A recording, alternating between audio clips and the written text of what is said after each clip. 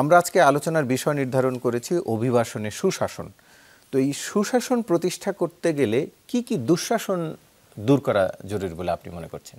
না, ধন্যবাদ যমুনা টিভিকে এই বিষয় নিয়ে আলোচনা করে, বিশেষ করে সুলতান ভাইকে ধন্যবাদ। এত রাতে তিনি আছেন, অনেক বছর ধরে তিনি এই বিষয়গুলো নিয়ে কাজ করছেন, তাকেও বিশেষ ধন্যবাদ।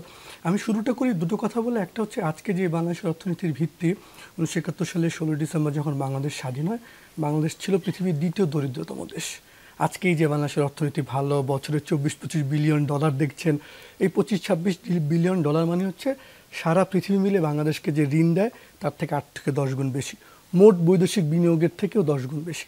তার মানে এই যে বাংলাদেশকে আজকে যেই জায়গায় নিয়ে গেল যারা, আমি খুব সাধারণভাবে বলে, আজকে বাংলাদেশের অর্থনীতির ভিত্তি হচ্ছে দেশের কৃষক, গার্মেন্টস শ্রমিক মানে কৃষকের সন্তান মানে কন্যা, আর প্রবাসী শ্রমিক। এই কৃষক, প্রবাসী শ্রমিক বা আমার গার্মেন্টস শ্রমিক যারা এই দেশের অর্থনীতির ভিত্তি, তাদের যদি মর্যাদা অধিকারের কথা চিন্তা করেন, তারা পিছিয়ে আছে। সেজন্যই হচ্ছে তাদের সুশাসনের কথাটা। এবং বাংলাদেশে যদি আপনি বলেন আমাদের আসলে কোনো খাতেই যে খুব যে সুশাসন বা প্রাতিষ্ঠানিক কাঠামো আছে তা তো নয়।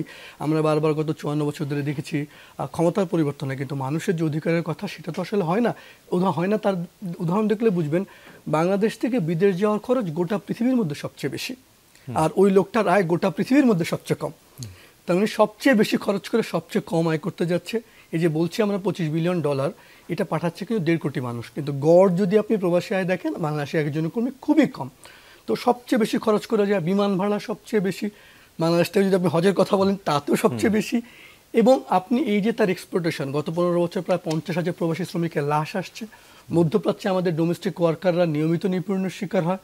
এই যে প্রবাসীরা যারা, একজন মানুষ যখন ঠিক করেন তিনি বিদেশে যাবেন, তার পাসপোর্ট তৈরি থেকে শুরু করে মেডিকেল ডিমান্ড বা ভিসাটা আনা, সরকারি সমস্ত প্রক্রিয়ার মধ্যে দিয়ে যাওয়া, এত কষ্ট করে এয়ারপোর্টে হয়রানি করে সে আবার যখন ওই দেশে যায়, মধ্যপ্রাচ্যের দেশগুলোতে 55-54 ডিগ্রি তাপমাত্রা, তার মধ্যে 18-20 ঘন্টা কাজ করা, এত কাজ করে পরিবারকে টাকা পাঠায়, দেশের অর্থনীতি ঠিক রাখে। এই মানুষটা যখন আবার ফেরে, তার পাশে কেউ থাকে না।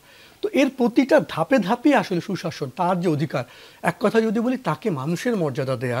আমরা আমাদের প্রবাসীদের মানুষের মর্যাদা দিই না। আমরা প্রায় কথা বলি, আপনি প্রবাসীদের কষ্ট শুনবেন, ও বলে আমাকে তো কেউ মানুষ হিসেবে ট্রিটমেন্ট আমি পাই না, না দেশে, না বিমানবন্দরে, না মানে পাসপোর্ট করতে গিয়ে। আমরা কাগজে কলমে অনেক কথা বলি, অনেক কিছু বলি আমরা, কিন্তু বাস্তবেতে হচ্ছে এই মানুষগুলোর অধিকার কিন্তু যথেষ্ট হয় না বলে, এবং প্রতি পদে পদে দুঃশাসন, সিন্ডিকেট, হাজার কোটি টাকার বাণিজ্য আছে বলেই আমরা মনে করি যে কোনো পরিবর্তনের সময় বা সব সময় আমরা চাই যে এই খাতে সুশাসনটা আসুক।